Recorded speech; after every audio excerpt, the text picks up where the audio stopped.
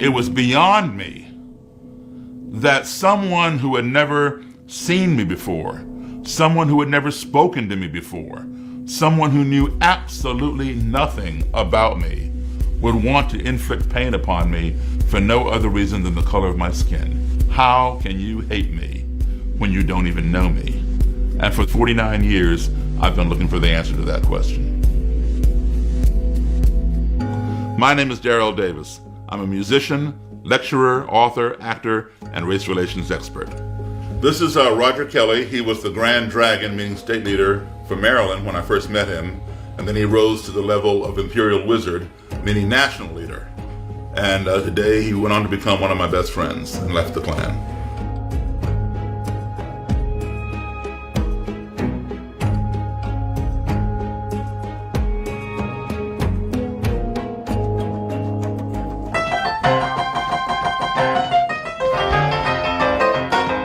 One night in 1983, I find myself playing in a country music bar. And a white gentleman, probably in his mid to late 40s, came up behind me and he says, "Man, I really like your all's music."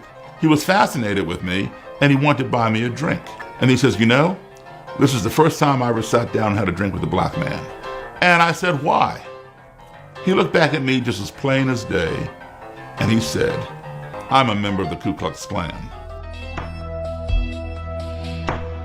I realized maybe I had found the way to get my answer to my question of how can you hate me when you don't even know me? Who better to ask? I learned that they are human beings. And oftentimes, they care about the same things that I care about. We each may have a different idea on how to go about getting those things. I'm more inclusive of everybody, where he was more exclusive of people who just look like him. So at that point, I decided, I need to go and interview other Klan people. And I'll go around the country and do that, and then put it all together, and I would have a book. In the process of seeking these answers, I began seeing people over time rescind their beliefs. And the next thing I know, that ideology was being shed. And I ended up with robes and hoods. And I'm thinking, oh my goodness, I'm onto something here. Let me see if it happens again. And I would continue, and it would happen again and again and again and again. Here we have the robe of an Imperial Wizard. This green is the color for the Grand Dragon with green adornments. This person here, he went to prison for 4 years for conspiring to bomb a synagogue in Baltimore. I met him when he came out of prison. He and I became the best of friends over time. Now, as a Klan leader, you have to have a regular job. This is his uniform. He was a bona fide Klansman on the Baltimore City Police Force. I maintain my friendships with the people that I've met. Some are still in the Klan. Many have gotten out, and we remain friends and go out and hang out and do things together.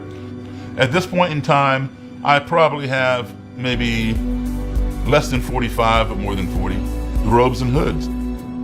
I'm glad that I have these things because it means the people who wore these things, who believed in what these things stood for, no longer wear them and no longer believe in them.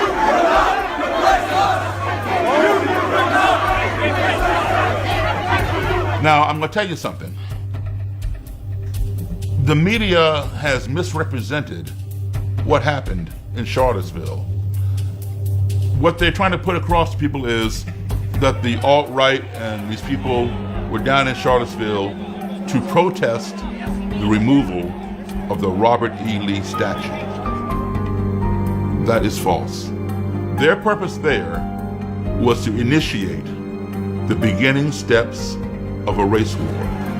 And I know that for a fact because I know some of these people. So now they changed the name from white supremacy to white separatists to white nationalists to alt-right. It's the same thing. A rose by any other name is still a rose. As we get closer and closer to the year 2042. The white supremacist element in this country, which includes the Klan, the neo-Nazis, the alt-right, one thing that they say is that the population of this country will be 50-50. 50% white, 50% non-white. They call it the browning of America. They also call it white genocide. And the neo-Nazis and Klan people tell me, Daryl, I don't want my grandkids to be brown. And as we get closer and closer to that, you're going to see more incidents of hate and violence. I am the eternal optimist. I do have hope for the future. I truly feel that our current president is the best thing that has happened to this country. I did not support him in the election, but I feel that he is the best thing that's happened to this country, because now this country is talking about a cancer that has plagued this country for centuries. That cancer, known as racism, has metastasized through our society. And in the past, it's been a taboo to talk about it. But now, during this current administration, people are talking about it. People are coming out and forming groups to address these issues. And now that we've had all this experience, shame on us if we don't put it to good use and say, okay, now what can we do to keep us together?